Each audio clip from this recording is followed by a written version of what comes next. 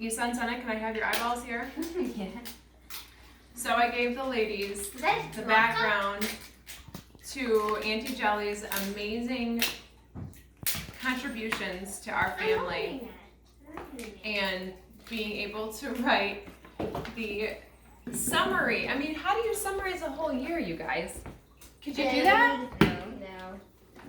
You couldn't do that. I mean, it would be kind of crazy. It would be a whole. What you need to know, it'd be a whole deal. What you need to know is that your Auntie Jelly is an amazing writer. Yeah, y'all. Hopefully one day we'll write a book together. So, I want to share with you something that she wrote and sent in an email, and then she decided, and Jay and her decided, you know what, we got to print this out and we got to send it to everybody because some people just don't appreciate emails, right? Okay, so are you listening? Yep. Who is this lady? Maka? Almost, kind of not really. It's my Maka. Yep. What? Yuan? Yes. This is Papa's mom. And what's this? Oh, that's. Oh, did you do that? Yes. Yeah. That was your thing. Oh yeah, the entry. So The I threshold. don't know if Andy wants to record all this, but I'm gonna read it all to the girls. And I That's a lot. It's a lot, but it's worth it. So you can pause it and maybe get some moments if they happen. But I'm gonna read it. Okay, get comfortable. All right. Food place.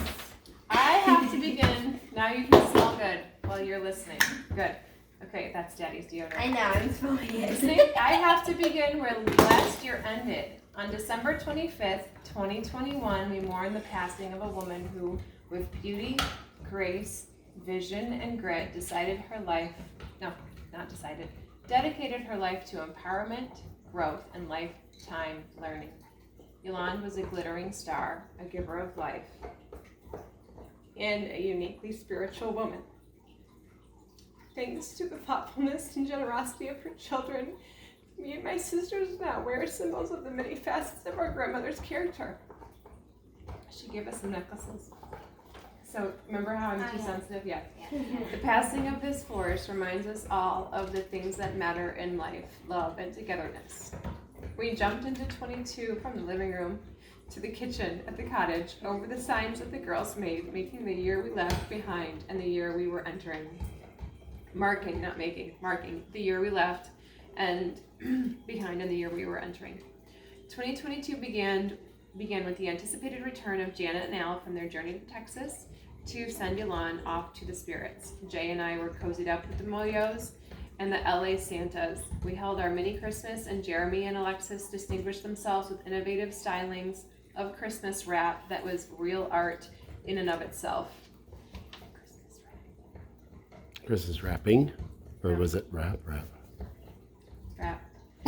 Jay thought it was a bad idea to start so late, but we headed back to NYC on the third day of the year to begin packing and preparing for our January 9th move from the glorious panoramic views of the penthouse down to 6I. We will be the only ones to share the memory of our move in the first week of the year for the second year in a row, but we may not be the only ones who remember how often I could be heard saying, "I hate this apartment." Clutter and access surrounded us until we were able to carry it west only about a month ago. So that would have been probably actually 4 months ago. Barry is red-handed in the act of creating birthday magic.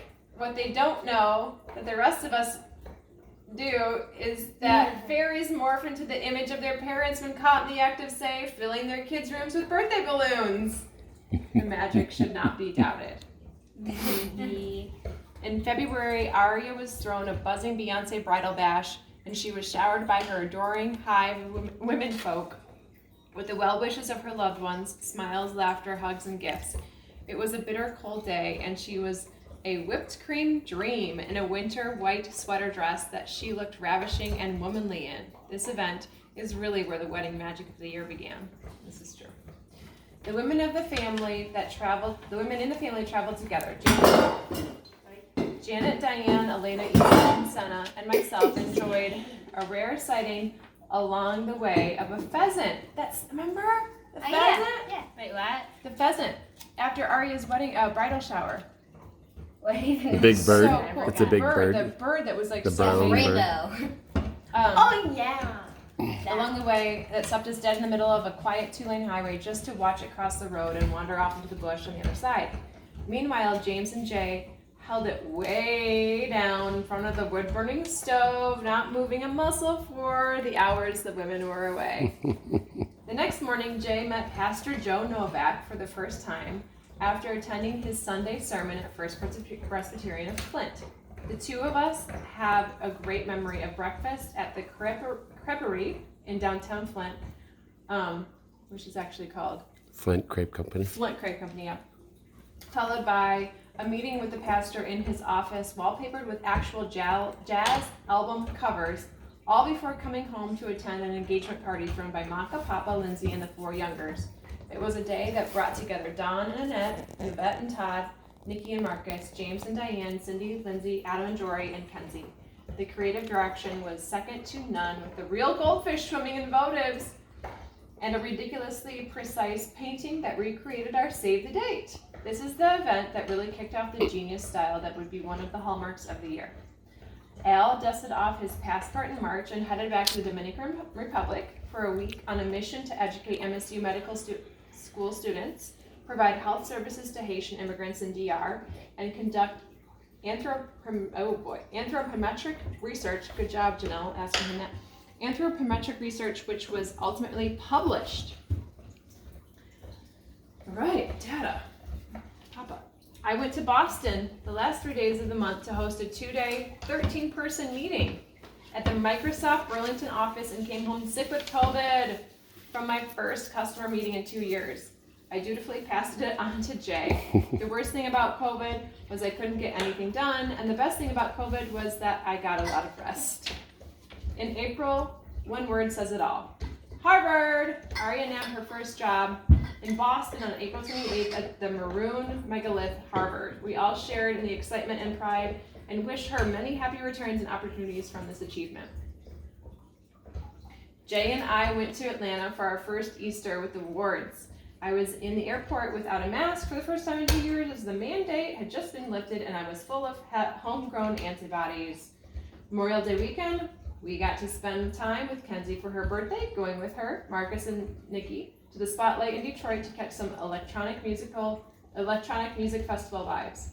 It was thrilling, and we promised ourselves to return to Detroit for the festival in 2023. See you in May. The remainder of the holiday weekend was spent with the Coolidges at the Rec and Sea, getting the farm prepped for the summer's big landscaping project.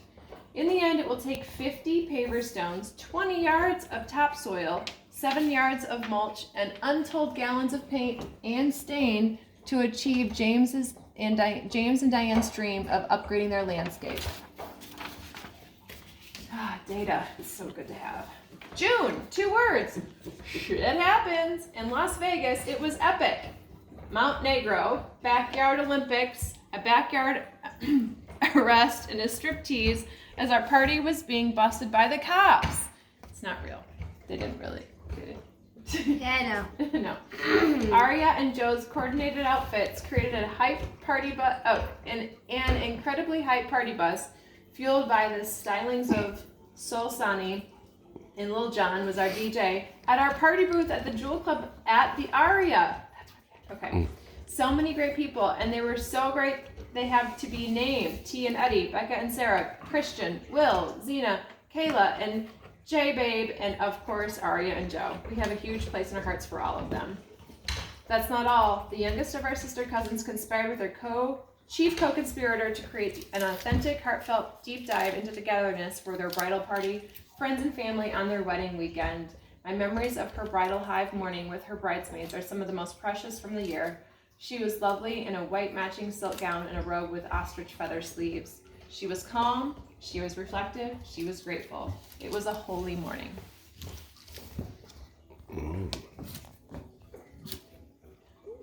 Best Dog, June 26th. Their wedding was a brilliant swirl of color, tradition, love, glamour, and dance. Highlights include the deeply heartfelt and soul-felt vows they wrote for one another, in an unbelievable 7-minute dance performance that told the story of their 6 years together. It was a breakout performance of the year. Around the same time, Gina descended upon Detroit for Bryce's second birthday, which was on June 26th, and she would stay in Detroit for her longest stint yet since relocating to Florida. We were lucky to have her with us 2 weeks later, as Jane and I took the plunge into holy matrimony. Everyone's memory of our events will differ, but for us, it was the most incredible time of our lives. We shared our creativity and vision with everyone we love through the events we put together. We were showered in so much love and support. We honored our guests, and we committed our lives to one another. The weekend kicked off with a rockin' sea in grand style and taste, as always the case. That day, we also learned that Kenzie snagged a new role with the City of Detroit as the District Board Business Liaison. Woo, what's up? The celebration was on. It's about damn time. There are too many highlights to name, but they include Andy's viola rendition of Nothing Compares to You at our wedding blessing, Aww. the artfully transformed ranch show generously provided by James and Diane, the framed poem from My Mom in Love, Gina, the handcrafted name tags from Justine, the whimsical wedding bunting hung across the fencing with love by Mom and Elena, the volunteer bartending by the Jer Bear, the selfless giving of Brother Andy, the ladies of the Flower Guild, the one-on-one support of my maid of honor Alexis, who grounds me each and every time. The next day, a shower thrown by aunts Janice and Erica that resulted in a cherished book of advice, the stirring rendition of Holy, Holy by the Larry Callahan Selected of God choir at the wedding, Jay's tear-filled vows, and the exalting strings of our brother Zhenya. In the wake of all this bliss, we took off to California for our honeymoon. We were blessed with so many congratulations and glasses of champagne along the way. Nothing does compare to those first blissful weeks after marriage. I was truly moved by the wave of love that lifted us to heavens and beyond. It was the greatest joy I've ever known. And then we go to California. Palm Springs, California. Elena embarked in her first ever strength training routine, one that would prove to be shape-altering to a stunning effect. And Jay started working on his first home sale, a co-op that required the compilation of a board packet that nearly buried him. Andy, Elena, Isa, Senna, Stacy, Lindsay, John, Jacob, Nori, and Wendy West headed east on an epic adventure to Vermont and Montreal to cap off July. In August, Al and Elena competed in the Traverse City Duathlon and Triathlon respectively. And for the rest of the month, everyone but Alex and Jared took a breath and relaxed for a minute. On September 1st, I headed to LA to converge with Lexi's ladies and make real the brainchild that was Elena's bachelorette planning for her. I can report Elena and Aria sending us confirmations they'd made it to their respective airports for 6 a.m. flights to Palm Springs before Alex and I were even thinking about sleep. That about set the stage for the rest of the bachelorette weekend. Not many clothes or sleep were required as we truly lounged in the pool all weekend, sheltered from the hot sun. Holy hot, it was so hot. Under a bright yellow tortilla hat, sipping colorful drinks to the grooves of many DJs that moved us too many motions to mention. The pictures from this weekend are definitely the most colorful of the year. Mid-September, James and Diane set out on the trip of their lifetimes and headed west in their Sprinter. They hit many of the national parks they'd always planned to visit on their journey, but learned 30 days for a there and back across the country is not enough time. Take note, fellow travelers. Some details around their trip departure are fuzzy, but you know they always have to plan for the unexpected when it comes to their expeditions. It's par for the course. On Wednesday, the 28th of September, the Moeller-Younger converged with Alexis at the gate of the Jewel of Ortega for what would be the trip of her lifetime. We were full of excitement and wonder at what was in store for us all. For some of the final mile, it was not easy, as it was for the rest, but we worked it out. It was compared to the conquering of Mount Everest, and rightfully so. The ranch, truly a jewel, was an impressive estate with wraparound views through floor to ceiling, windows fixed upon a dreamscape outside. We got cozy with Maddie, Maury, Josie, Ben, Deanna, Sarah, Steve, Kate, Melissa, Jason, and Nolan, only to name a few. We were in awe of the majesty the landscape commanded, the strength of bonds between family and friends, and the masterful planning of Alexis and Jeremy. They provided skilled stage direction to the stagehands, giving in parts small and large to the magic that would be their wedding weekend. Design was unmatched with this event. Jeremy was dangerously dapper and plump. Alexis was innocent, personified in an angelic creation of floral lace and a skirt reminiscent of a romantic cotillion. The makeup and hair creations were fit for a Hollywood movie. The cocktail hour sparkled with smiles and rang with celebration by the pool. The reception twinkled with lights in the trees and within the ancient Indian ancestral rootstock on the tables named after their loved ones. The producers, how clever. Alex's white fringed cowboy boots carried her across the rugged terrain that night, as did all the boots and western wear worn by guests that she inspired. Only the actors in the family would create a setting so dramatic that words would fail any retelling of the events we shared. Fittingly, the only stories that do it justice are cinematic. The narrative a breathtakingly shot film. We were all honored to be part of something so true to the spirit of family togetherness and most of all beauty. I danced so hard to the Chris Vila set that my knees hurt for weeks. I love that. We had vistas that rivaled the African Sahara. We had vistas that rivaled the African Sahara, complete with giraffe and zebra. Everyone had an amazing time, from the children to the oldest among us. Last Supper. It was a holy experience, punctuated by a Last Supper shared by family and friends, like family on the terrace overlooking the sun setting behind the layered indigo hills of San Juan Capistrano. My emotions could not be contained that night. We said goodnight to the dream together with Maddie, Mom, Dad, Lindsay, Sarah, Steve, Deanna and Ben, Andy, Isa, Senna, and the newlyweds. Muchas felicitaciones. Oh gosh. Okay, yeah, that. Muchas felicitaciones. What? That's like many happinesses to you and beautiful creatures. Okay. Yeah. Okay. Gala night, Monte Carlo, Monaco. Still high from their nuptial weekend, Jay and I headed off to Monaco and extended to Barcelona from our Platinum Club trip.